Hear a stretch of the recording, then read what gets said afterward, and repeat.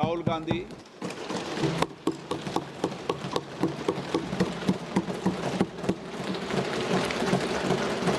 Thank you. Thank you, Speaker, sir, for letting me speak on this really important matter.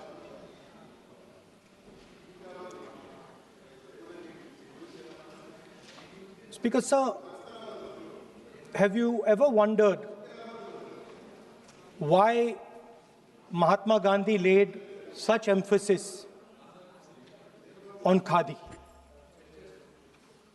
Why was it that he framed the entire Indian freedom struggle around the concept of khadi? And why is it that he only wore khadi? Because khadi is not just a cloth. Khadi is the expression of the people of India. It is the imagination, it is the sentiment, it is the productive force of the people of Aaj pehnaun khadi. It is the expression of the people of India.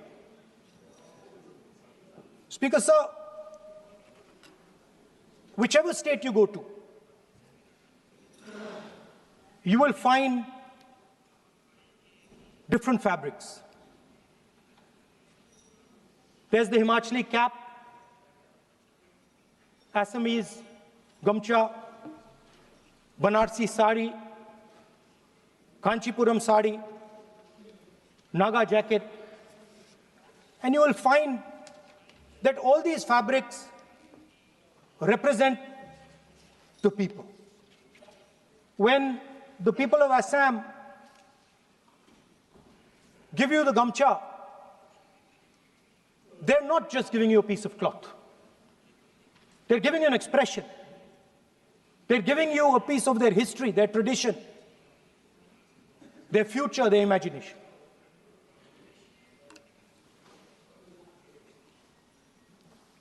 It's the same when the Nagas wear their jacket. When they come and see us, they make us wear the jacket because they want us to be embraced by the fabric. But Speaker, sir, these fabrics are beautiful. But if you look slightly deeper and you look closely at the fabric, you will find that each one of them has thousands of little threads embracing each other. A Kanchipuram sari might have a golden thread, but the golden thread means nothing without the green thread or the yellow thread near it. The other thing to notice about the sari or any other fabric is that all the threads are equal.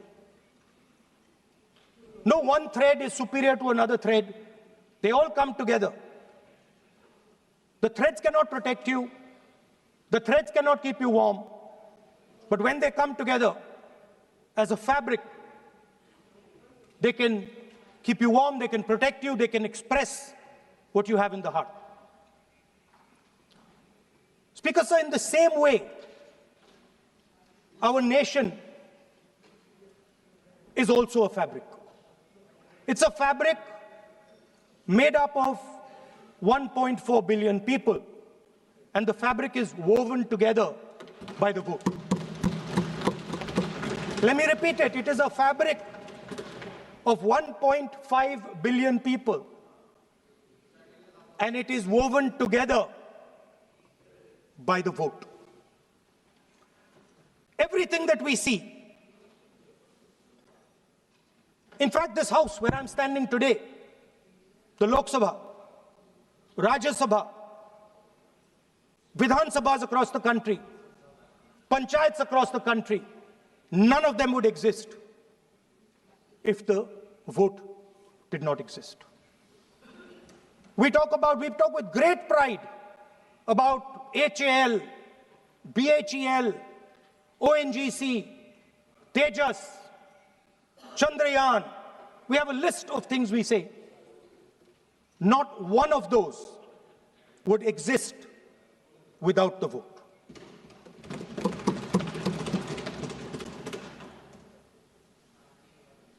Speaker, sir, it is the idea that every thread, every person in the Union of India is equal that disturbs my friends in the RSS. They are happy to see the fabric, but they cannot stand the idea that every single person in the fabric of our country, regardless of what religion they come from, regardless of what community they come from, regardless of what language they speak, should be equal. Because they fundamentally do not believe in equality. They believe in a hierarchy, and they believe that they should be on top of that hierarchy. Speaker, sir, on the 30th of January,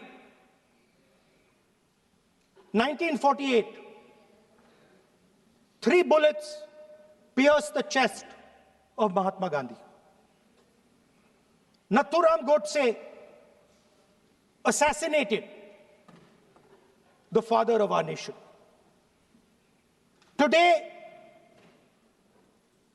our friends do not embrace him. Today, our friends have pushed him away. He's an uncomfortable truth. But that's not where the project ended. You see, as I said, everything has emerged from the vote. All the institutions have emerged from the vote. So it's obvious that the RSS has to capture all the institutions that have emerged from the vote. So the project, after Gandhiji's assassination, the next step of the project was the wholesale capture of India's institutional framework.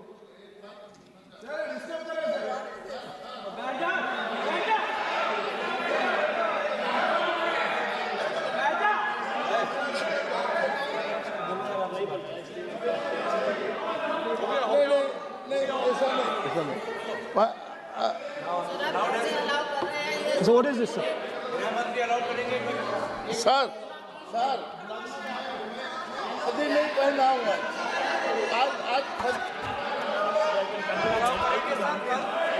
I'm doing, relax. मैं बुलाता हूँ please बैठिए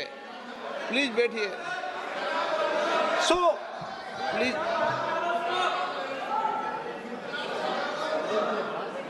sir,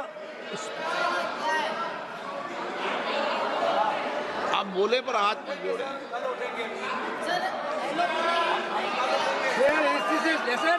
sir, these are uncomfortable truths, but they have to be spoken.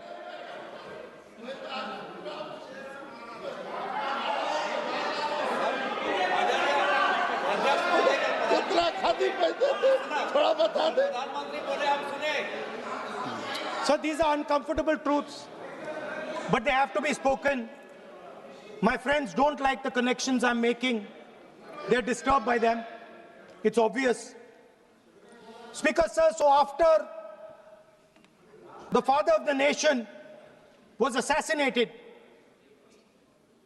his vision of an equal India, of an India where institutions belong to the people, had to be destroyed. And so the process started, and the RSS attempted to capture one institution after the other. And I will give some examples so that it is crystal clear that this is the case. Everybody knows how vice chancellors are placed on top of Indian universities today. Every single person knows this. You go to any university, you speak to any youngster in India, he will tell you that it does not matter whether the professor has qualifications. It does not matter whether the professor has a scientific temperament. The only thing that matters is the professor belongs. माननीय सदस्य, एक minute, माननीय सदस्य, चुनाव सुधारों पर चर्चा हो रही है। सर, ये मैं उसी पे कर रहा हूँ सर। आप किसी भी संगठन का नाम जो इस हाउस में उसका नाम ले लें। एलओपी है तो इसका मतलब ये नहीं है। एलओपी का मतलब नहीं, आप जनरल बात बोलो। आप राष्ट्रपति भाषण में बोलिए जनरल बात। सर, हम लोग सुनना चाहते हैं। सर, स्पीकर सर, हम लोग सुनेंगे शांति से। हम लोग शांति से सुनना चाहते हैं। और ये आप लोग सुनिए ना, क्या कहना चाहते हैं? धमकी देंगे आप? हम लोग सुनने के लिए बैठा है। अभी तक नेता प्रतिपक्ष एक शब्द चुनाव सुधार पे अभी तक आया ही नहीं है। संसदीय कार्य मंत्री बोल रहे हैं। मैं स्पीकर का परमिशन से ही बोल रहा हूँ। हम सुनने के लिए बैठे हैं। अरे हम सुनने के लिए बैठे हैं। नेता प्रतिपक्ष चुनाव सुधार के लिए जो सुझाव देंगे, सुनने के लिए तो हम बैठे हैं।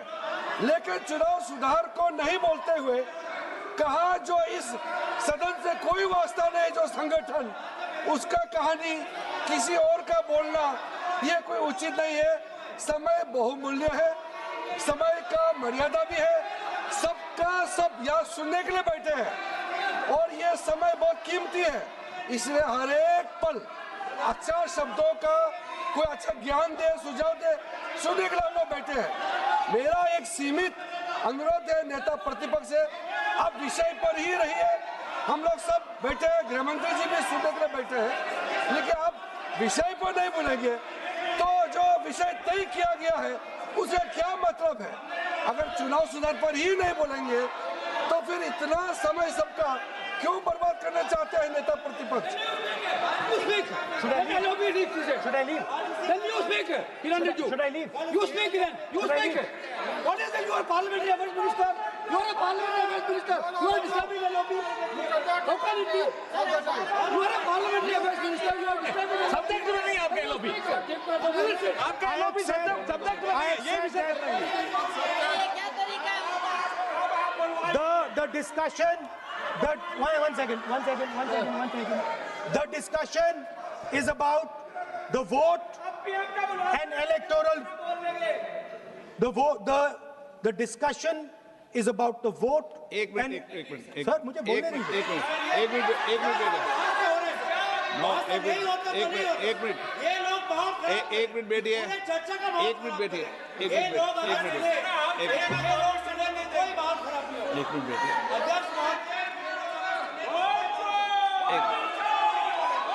एक मिनट एक मिनट बैठिए। माननीय सदस्य, मैं बैठे बैठे अनऑफिशियली बोल रहे हैं, उस विषय बोल रहे हैं। सदन की गरिमा को बनाए रखें। आसन को चुनौती देने का प्रयास मत करिए, ये ठीक नहीं है। Speaker sir, I want to make it very clear. Please. Speaker sir, I want to make it very clear. The discussion is about votes. The discussion is about the stealing of votes. The discussion is about the SIR, and I am framing my discussion about votes. Yes. And what is happening here is patently unfair. I am not being allowed to speak. I am being disturbed, and I put my protest here. I have done absolutely nothing wrong. I am talking about the subject. In order to capture the vote, you have to capture institutions. I am saying that institutions of India are captured, and I will come to the point, which is Election Commission is captured. So the project of the RSS was to capture the institutional framework of the country, and I said how the education system has been captured. Vice Chancellor after Vice Chancellor after Vice Chancellor is placed not on merit, not on capability, not on scientific temper, but on the fact that he belongs to a particular organization. Second capture which helps in destroying democracy. The capture of the intelligence agencies. We have the Home Minister sitting here. The capture of the CBI, of the ED, of the Income Tax Department. And the systematic placement of bureaucrats who favor their ideology and attack the opposition and anybody who chooses to oppose the RSS. That is the second institutional capture. And the third there are many more. I can go on. And the third institutional capture. What is this?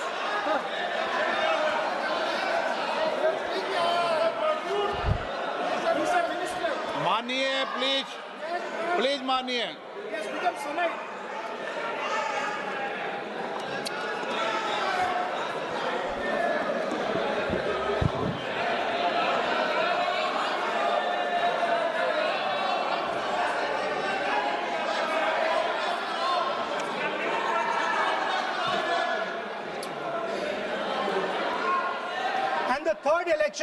The third capture of the institution that directly controls the election system of our country, the Election Commission. Now, I'm not saying this without proof. I have put forth adequate proof about how the Election Commission is colluding with those in power to shape the elections. But I want to ask three questions first, which will make it very clear that the BJP is directing and using the Election Commission to damage India's democracy. The first question, why is it that the CJI was removed from the selection panel of the Election Commissioner? What motivation could there be to remove the CJI? Do we not believe in the CJI? Of course we believe in the CJI. Why is he not in that room? I sit in that room. It is so-called a democratic decision. On one side, Prime Minister Narendra Modi and Mr. Amit Shah. On the other side, the leader of the opposition. I have no voice in that room. What they decide is what happens. So the first question, why is the Prime Minister and Amit Shah so keen on choosing exactly who the Election Commissioner is going to be? Second question, and even more devastating question, no Prime Minister has done this in the history of India. In December 2023, this government changed the law. They changed the law to make sure that no election commissioner could be punished for any action they take while they are election commissioner. Yes. Immunity. Why would the Prime Minister and Home Minister give this gift of immunity to the election commissioner? Why would they need to give this tremendous gift that no Prime Minister has given ever before to the election commissioner? Yes. Mr. Shah is looking into the ceiling. Maybe he will answer this question when he speaks. And finally, why was the law with regards to CCTVs and the data that they contain changed? Why was a law put in place that allows the Election Commission to destroy CCTV footage 45 days after the election? What is the need? The answer given is it is a question of data. It is not a question of data. It is a question of stealing the election. Yes. Now, what is the result of this institutional capture? What is the result of controlling the Chief Election Commissioner and the Election Commission? First of all, we have a set of election campaigns that are tailored for the Prime Minister.